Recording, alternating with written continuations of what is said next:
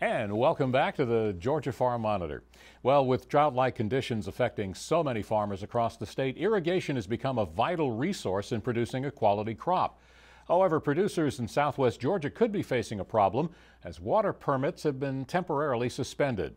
Damon Jones attended a meeting in Terrell County and explains the situation.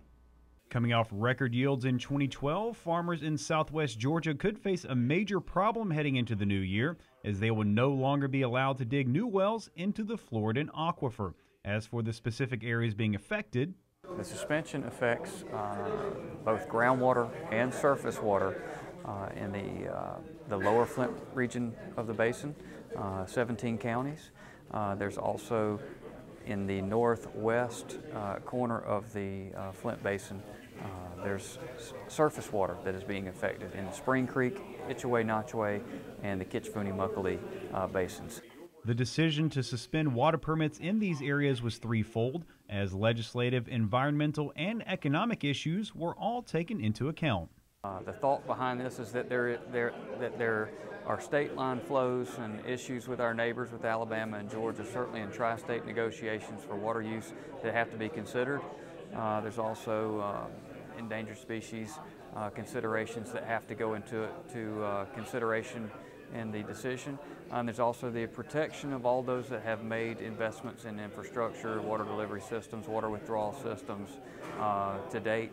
This will not only affect people looking to get into farming, but also current producers who want to expand their operation. However, one simple solution could limit the amount of impact this restriction has. Conservation is probably the biggest thing.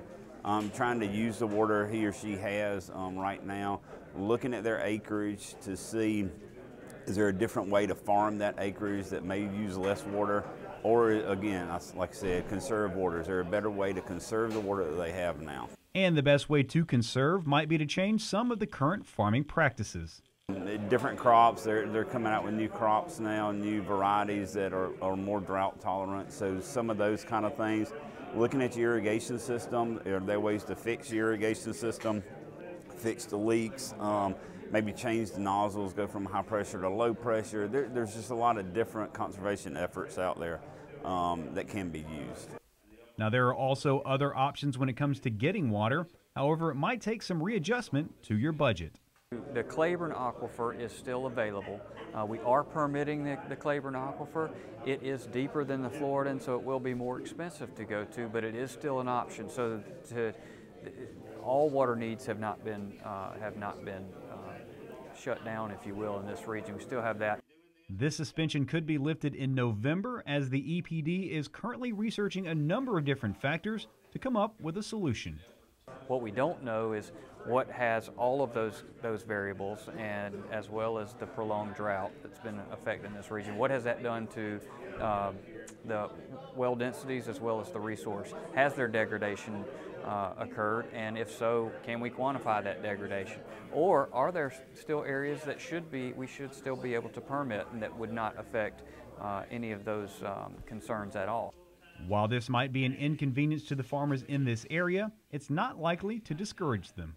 Farmers are resilient, as you know, and they've had to go through the drought situations with the current issues with the water. So it may slow them down just a slight bit, but I don't think it's going to stop the production of agriculture. That's the main driver in this part of the state. For the Georgia Farm Monitor, I'm Damon Jones.